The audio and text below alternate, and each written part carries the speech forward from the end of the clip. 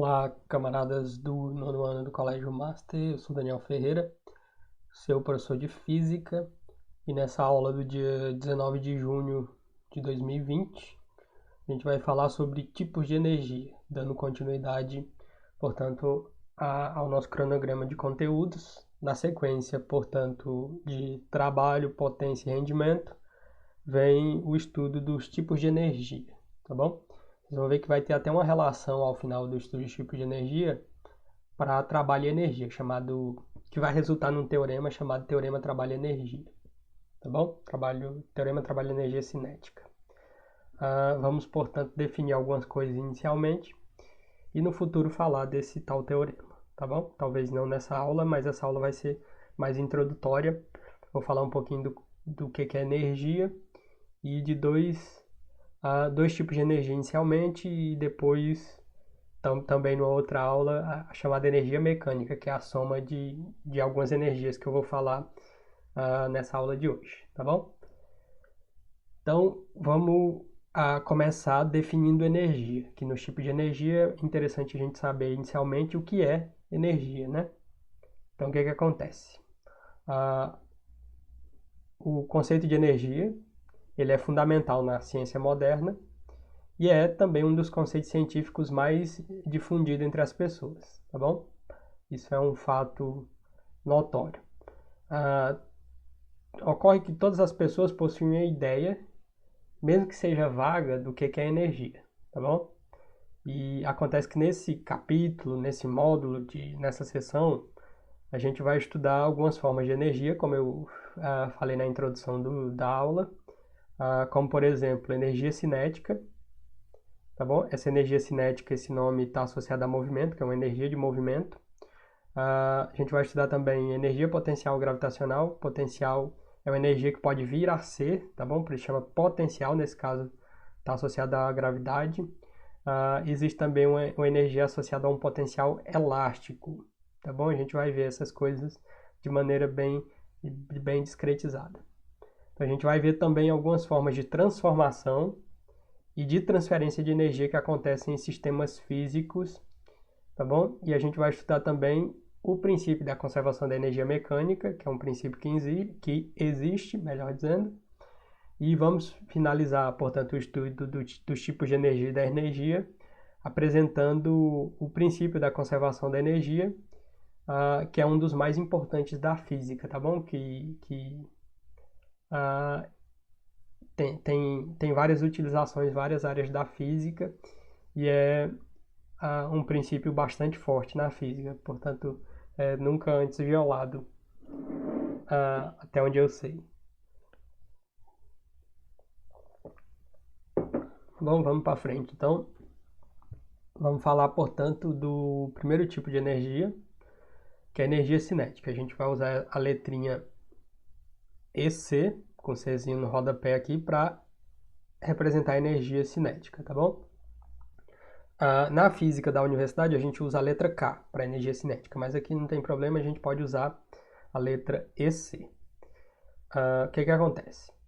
Todo corpo que se move possui, portanto, a energia associada ao seu movimento, certo? Então, toma isso como, se você não toma isso como uma definição, tá bom? Então, eu estou afirmando que todo corpo, e é assim que é, tá bom? Todo corpo que se move possui uma energia associada a seu movimento, tá bom?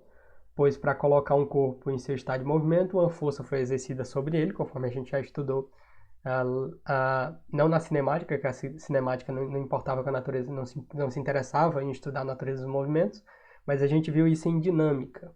Para colocar um corpo em movimento, eu preciso aplicar uma força e assim vai. Então, beleza, voltando. Então, para colocar um corpo em estado de movimento, uma força foi exercida sobre ele, realizando um trabalho que a gente também já estudou. Veja que a física é uma construção. Primeiro a gente começou estudando cinemática, só o movimento, sem se interessar com a natureza dele. Depois a gente foi estudar a dinâmica, que aí eu já me interesso com a causa dos movimentos, que são as forças, e assim vai. Depois a gente começou a estudar trabalho, que você pode realizar trabalho com força, lembra? A gente estudou força, agora trabalho, que pode ser realizado com uma força. E acontece que, consequentemente, nessa sequência de coisas, você transfere para o objeto ao aplicar uma força e, portanto, realizar um trabalho, você transfere a este corpo que você está movimentando energia, tá bom? Talvez na cabeça da maioria das pessoas que ainda não tiveram a oportunidade de estudar isso, energia, o conceito de energia mais próximo, mais intuitivo, ou mais senso comum, seja o conceito de energia elétrica, tá bom? Não é esse tipo de energia que eu estou falando. Trabalho, por exemplo, que a gente já estudou o conceito, tem unidade de energia, que é o joule ou a caloria. Energia é justamente o que você, a parte do que você ingere, por exemplo, tem calorias, que são energia que vai ser absorvida pelo corpo, etc., como exemplo. Voltando aqui à aula. Acontece que a energia associada ao movimento dos objetos é denominada energia cinética. Sempre que você vê essa palavra está associada a movimento. Você vai estudar alguma coisa que tem relacionada a si movimento. Então, vai ter, portanto, associado a esse objeto que você aplicou uma força e, portanto, realizou o trabalho e moveu, uma energia cinética, certo? Por exemplo, um veículo em movimento possui energia cinética e esta energia pode ser transformada em outra forma de energia quando, por exemplo, o veículo colide com um obstáculo qualquer. Por exemplo, o veículo tem uma energia cinética de movimento, tá bom? E ele colide num acidente contra um poste, imagina um poste, e ele deforma. Então, parte da energia cinética vai virar energia potencial elástica, vai ser dissipada aqui na energia associada à energia potencial elástica, que a gente ainda vai ver em outras formas de energia. Provavelmente pode aquecer também, pode virar calor e assim vai. Então, outro detalhe interessante da energia é que elas vão se transformando, tá bom? Além, se conserva, porque nada se perde, nada se cria do nada, tudo vai se transformando e respeitando princípios físicos de conservação, tá bom? Então, o que acontece? A gente pode equacionar tudo isso, talvez é aí onde começa a ficar escorregadio, mas fique atento, física é mais ou menos a ponta de uma cordinha que você vai segurando e alguém vai puxando e você não pode soltar. Então você tem que vir entendendo lá do início da aula os conceitos e amarrar para quando chegar na equação você entender o que significa, portanto, cada termo da nossa equação, tá bom? Então se você soltar a ponta da linha, mais ou menos você vai estar no escuro e vai ser difícil achar. Então não perde a linha do raciocínio, você tem que pegar esse raciocínio lá no começo. O que acontece? Para determinar o modo como se calcula o valor da energia cinética de um corpo, portanto a energia associada ao movimento, vamos avaliar um exemplo. Considere um corpo de massa m, tá bom? Esse em vermelhinho, essa bolinha aqui, que se move com a velocidade inicial de módulo V0 e está sobre a ação de uma força resultante Fr aqui, que é constante, ou seja, ela tem o mesmo valor ao longo de todo o movimento, tá bom? Então, está atuando aqui uma força resultante, o objeto tem uma velocidade inicial V0, e essa força tem a mesma direção que a velocidade, conforme ilustra a figura aqui, tá bom? Então, a gente vai, através desse exemplozinho aqui que está esquematizado aqui, construir uma equação, portanto, para escrever física e matematicamente a energia cinética, certo? Então, tá aqui, ó, corpinho de massa m, atuando sobre ele uma força R, ele tem uma velocidade inicial. Depois que ele percorreu uma certa distância e um certo tempo passar, ele continua sobre a ação da força resultante Fr e ele tem uma nova velocidade que a gente vai chamar de V ali, tá bom? O que acontece? Essa força que está sendo aplicada, ela realiza, portanto, um trabalho, conforme a gente já aprendeu, o trabalho é força vezes deslocamento, vezes o cosseno do ângulo entre a força e o vetor de deslocamento. Como aqui a força e o deslocamento tem mesma direção e sentido, portanto, paralelos, o ângulo entre eles é 0 e o cosseno de 0 é 1, então o trabalho fica sendo força vezes deslocamento, tá bom? Então, voltando. Então, essa força realizará um trabalho sobre o corpo, certo? Transferindo, portanto, a este corpo a energia e, dessa forma, acelerando o corpo. Lembra da lei de Newton? Força igual a massa vezes aceleração.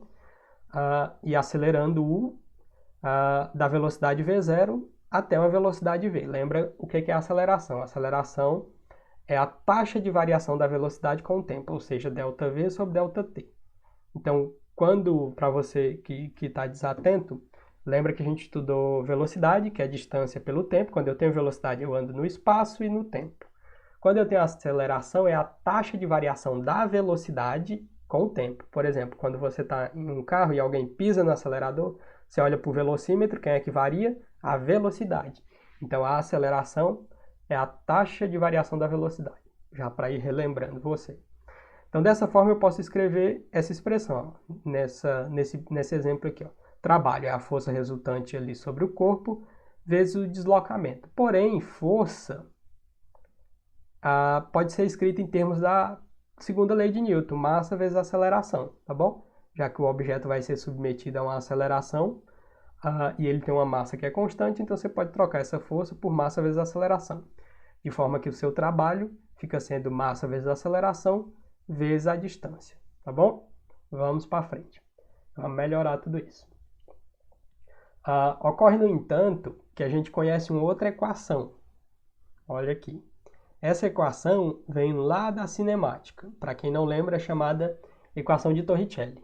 E eu vou fazer como se fosse um casamento, que é possível aqui, entre essa expressãozinha aqui do trabalho e a equação de Torricelli, tá bom? A equação de Torricelli é uma equação para um movimento retilíneo uniformemente variado, que é o caso desse movimento que a gente está vendo lá da bolinha que eu estou descrevendo aqui, já que se trata de um movimento que tem aceleração, tá bom? A equação de Torricelli diz que a velocidade final ao quadrado do objeto que você está analisando é igual à velocidade inicial ao quadrado, mais 2 vezes a aceleração do objeto, vezes a distância percorrida, tá bom? Então, o que eu vou fazer com a equação de Torricelli?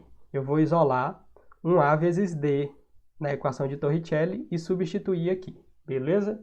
Vai ficar assim, ó, eu quero isolar esse A vezes D. Acontece que esse V0 ao quadrado está positivo, vai passar negativo para o outro lado, ele aparece aqui negativo.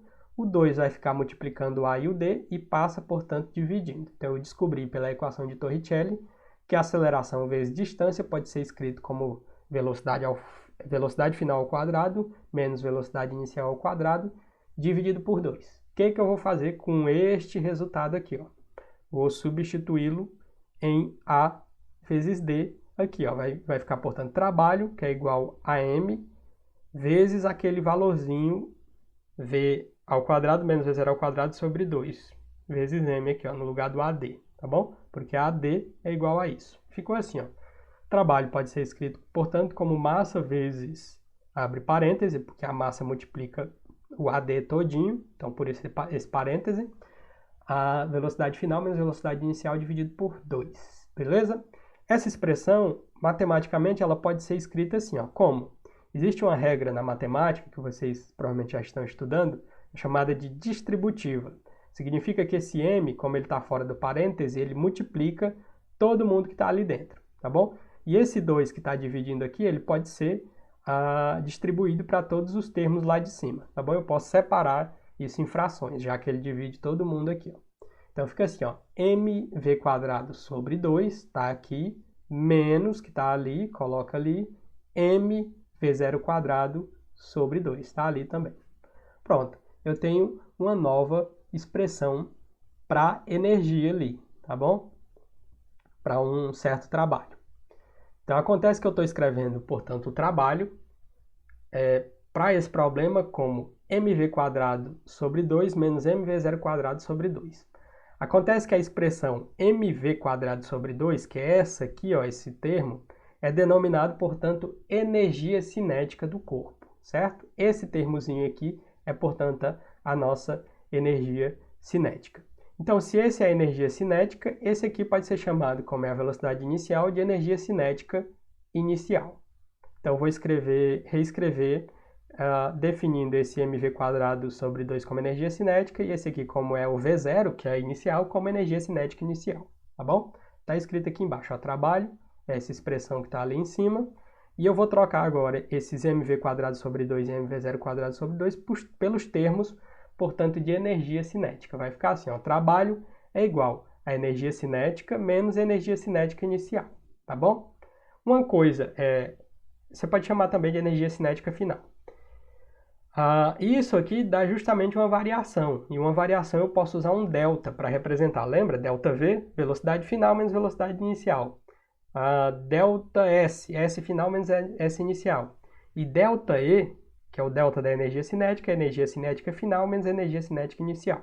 Significa, portanto, que agora eu tenho uma relação entre a expressão do trabalho, tá bom? Físico, que é a força de deslocamento, eu agora posso relacionar o trabalho físico com a energia cinética, ou melhor, com a variação da energia cinética. Como? Definindo agora e chegando, portanto, demonstrando isso, que trabalho é igual à variação da energia cinética. Beleza? Vamos fazer algumas análises físicas aqui que resultam daquela equação. Vai ser muito útil isso aqui para a gente, certo? Então, o que acontece? Esse resultado ele é conhecido como Teorema do Trabalho e da Energia Cinética. Por que ele tem esse nome? Porque ele relaciona trabalho e energia cinética. Portanto, Teorema do Trabalho e da energia cinética é aquela expressão W é igual a delta EC, onde EC é energia cinética e o delta diz que é uma variação. Tá bom? Apesar da gente ter realizado a demonstração para uma situação simples, que era um caso simples de uma bolinha que está andando, é possível você provar que a relação estabelecida entre o trabalho total realizado W e a variação da energia cinética ΔEC é uma relação geral, tá bom? Não só para aquele caso particular, válida, portanto, para forças conservativas ou não. E isso aqui já vai ficando um pouco mais elaborado para a gente, por enquanto, essa demonstração que eu fiz inicialmente vale, tá bom? Sendo essa força conservativa ou não.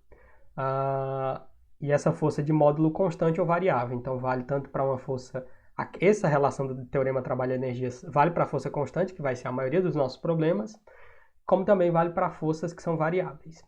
Esse gráfico aqui, por exemplo, da energia cinética versus a velocidade, está esboçado aqui na figura a seguir, certo? Então eu tenho um gráfico da energia cinética pela velocidade. Se você for atento, vai observar que a energia cinética é proporcional ao quadrado da velocidade ao quadrado. O que significa dizer isso? Estou dizendo que a energia cinética é mv quadrado. Então, fica EC igual a mv quadrado. Significa que a energia cinética é diretamente proporcional ao quadrado da velocidade. Porque quanto maior a velocidade, maior a energia cinética, porque ele está em cima aqui do outro lado da igualdade. Então, são grandezas proporcionais, tá bom? O quadrado da velocidade com a energia cinética.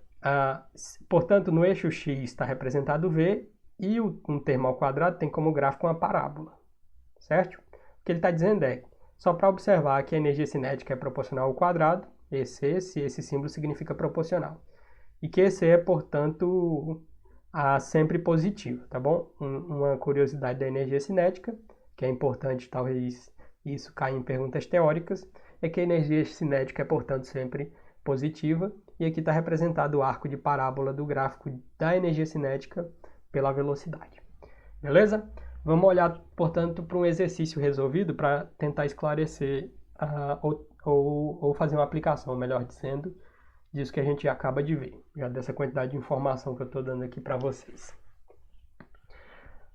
Exercício resolvido 01. Diz assim, um bloco de massa de 5 kg, um objeto com massa, está sujeito a uma força que varia com a posição de acordo com o gráfico a seguir. Então, você tem um trecho de força variável e um trecho de força constante. Aqui a força variou de 0 a 20 newtons num deslocamento de 0 a 20 metros.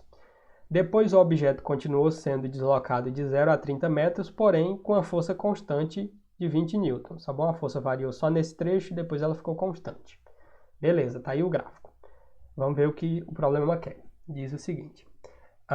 Se o bloco partiu do repouso x0, que é o que está representando no gráfico, aí vem a pergunta. Qual será a sua velocidade escalar em metros por segundo quando x for igual a 30 metros? Eu quero descobrir, portanto, a velocidade do objeto, do bloco, né, um bloco de 0,5 kg, quando ele estiver aqui na posição 30 metros. Então, dá para usar a expressão da energia cinética, certo? Então, outra coisa que a gente sabe é que a área debaixo da curva do gráfico da força pelo deslocamento, que é esse caso aqui, me dá o trabalho, né? A gente sabe que a área sobre a curva do gráfico da força versus deslocamento nos fornece o valor do trabalho realizado. Então, se eu calculo, quando eu tenho um gráfico de força por deslocamento, a areazinha aqui embaixo me dá o trabalho. Então, uma maneira de calcular o trabalho é descobrindo essa área aqui, porque a área é numericamente igual ao trabalho. Veja que os conceitos vêm se amarrando desde o início do ano, tá bom? Por isso que é importante você aprender física nessa sequência correta. Nessa sequência toda, né? Para não se perder. Então, acontece que a área total sobre a curva do gráfico é igual à soma da área de um triângulo, que é um triângulo retângulo, e de um outro retângulo aqui, ó. Então, basta você calcular a área desse triângulo retângulo e desse retângulo. Então, a área o probleminha não fez aqui para vocês, mas é assim, ó. A área do retângulo, base vezes altura, então é a base aqui, que é esse tamanho 20, vezes a altura, que é 20, dividido por 2. Então, 20 vezes 20, dá 2 vezes 2, 4, 400 dividido por 2. Vai dar, portanto, 200. Trabalho tem unidade de energia, joule. E você precisa calcular também a área do retângulo. A área do retângulo é base vezes altura. A base aqui é 30 menos 20, dá 10 vezes 20. 10 vezes 20 dá também 200, tá bom? Coincidiu, não é sempre igual esses números, foi nesse caso particular. 20 joules. Aí, para você descobrir o trabalho total realizado ali, você precisa agora descobrir... Basta você somar essas áreas para descobrir o trabalho total, tá bom? Então, o trabalho total realizado sobre o corpo foi, portanto, a soma 200 mais 200, 400 joules. Isso significa que o corpo recebeu 400 joules de energia, é isso que significa esse resultado, durante esse processo, para realizar o trabalho. Como ele estava inicialmente em repouso, acontece, portanto, que a energia cinética inicial é zero, certo? Ele esqueceu de colocar um zerinho aqui lá naquela expressão aqui, ó. É essa expressão que eu estou usando para descobrir a velocidade. Então, eu calculei o trabalho total, esse E0 vai ser zero, esse termo é zero, então eu estou dizendo agora que a energia cinética, trabalho é igual à energia cinética final, tá bom? É isso que eu vou usar para responder o probleminha. Então, vai ficar assim, ó. Então, energia cinética final vai ser igual ao trabalho, que é 400 joules. Porém, 400 joules, já que a energia cinética é 1 meio de mv², pode ser escrito assim, ó. Massa vezes velocidade ao quadrado dividido por 2 é igual ao trabalho. Foi isso que foi substituído aqui. A massa vale 0,5 kg e esse 2 já é da equação e eu quero descobrir a velocidade. O que acontece? O 2 passa multiplicando, tá bom? Então fica 2 vezes 400, 800, dividido por meio. Quando eu divido um número por um número menor do que 1, esse número aumenta. Então eu multiplico ele por 2 de novo, vai para 1.600. Foi o que aconteceu aqui. Só que eu quero descobrir o v, não o v ao quadrado. Então esse quadrado vira uma raiz aqui. Então a minha velocidade que eu quero descobrir do bloco, após ele se deslocar 30 metros, basta eu tirar a raiz desses 1.600. Então a velocidade do bloco na posição 30 metros é, portanto, a raiz de 1.600. Se você fizer isso aí de cabeça, 40 metros por segundo é, portanto, essa velocidade. Tá bom? Então, esse foi o nosso exemplo. Um exemplo, concordo, um pouco mais carregado, bem mais elaborado. Mas os nossos exercícios serão mais fáceis. Então, eu fiz um exemplo mais difícil para depois a gente poder fazer exercícios não tão complexos. Tá bom?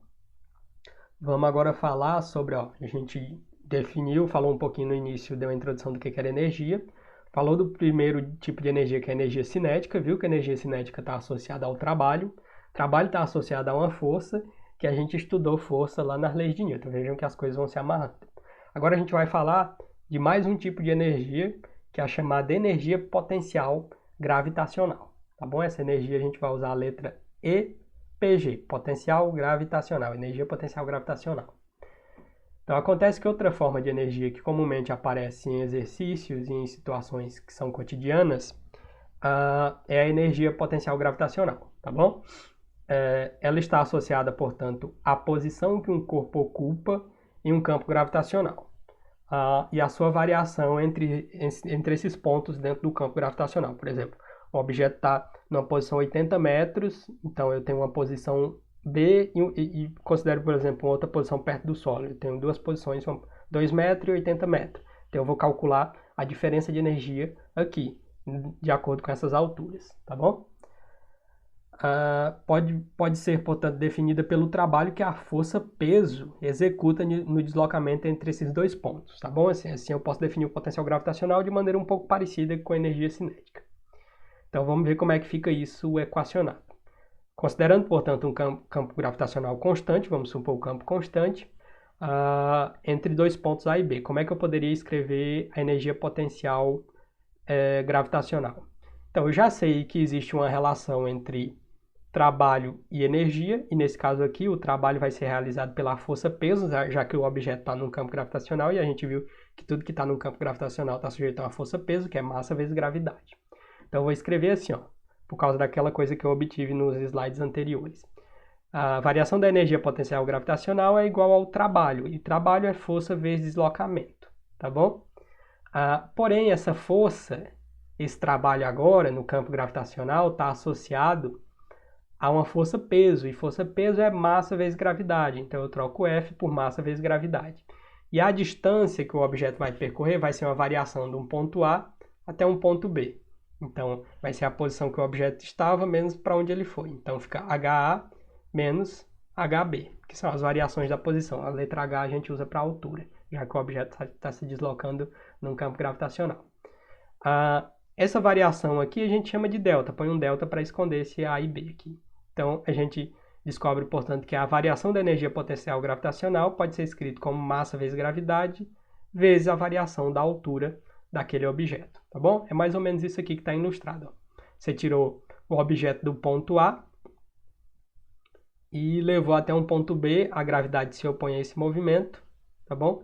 E você variou ele aqui uma certa altura ΔH, que depende de um ponto inicial e um ponto final, tá bom? É o que representa a equação aqui, ó.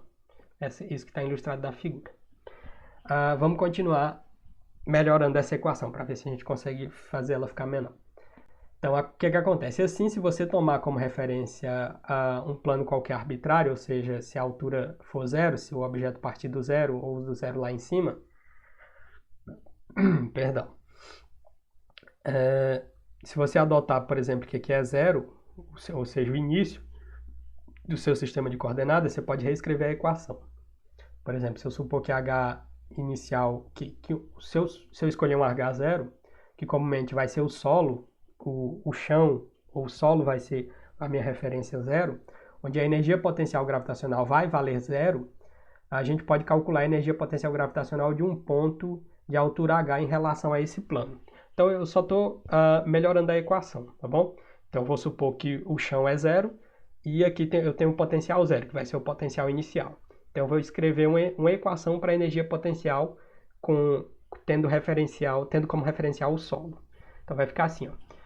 Variação da energia potencial gravitacional é, portanto, com base nessa equação aqui, ó, variação, então energia potencial gravitacional final menos energia potencial gravitacional inicial. O que eu estou dizendo é que esse termo da inicial vai ser zero, tá bom? Porque vai estar no chão, então não tem nenhuma energia potencial gravitacional. E ocorre, portanto, que a variação da energia vai ficar sendo vai ter a ele associado uma energia potencial gravitacional final, que vai estar relacionada à altura que o objeto vai chegar, tá bom? Então, você vai obter, portanto, massa vezes gravidade vezes a altura vezes o local de onde saiu. Então, inicial menos final, saiu do zero, né? Então, vai ficar mgh.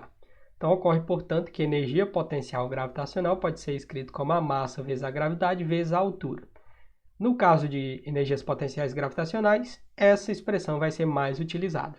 No caso de um probleminha mais complexo que considera duas posições no espaço, a gente volta a usar essa equação com ΔH. Mas comumente, é mais comum a gente calcular essa energia potencial dessa maneira, tá bom? E mais uma vez aparece um gráfico aqui para ser analisado. O gráfico, portanto, da energia potencial gravitacional versus a altura, aqui, ó, a energia potencial pela altura, está representado nessa figura. Se você observar, os valores negativos da energia potencial gravitacional indicam apenas que o objeto está numa posição abaixo do referencial que foi adotado. Então, você pode ter valores negativos se você descer, por exemplo, para dentro da Terra, né? De alguma maneira. Bom, como a aula atingiu um tempo razoável, eu volto numa segunda aula para falar de energia potencial elástica com vocês, certo? A gente encerra, portanto, essa aula aqui, falando, portanto, de energia cinética. A gente definiu de novo energia, falou de energia cinética e energia potencial gravitacional. Na próxima aula a gente fala de energia potencial elástica e do teorema trabalho, vai falar de uns princípios de conservação e da energia mecânica, melhor dizendo, que é mais ou menos a cereja do bolo desse conteúdo. A gente chega, portanto, ao fim dessa aula. Obrigado pela sua atenção, bons estudos, fiquem em casa se puderem. Forte abraço a todos e até a próxima.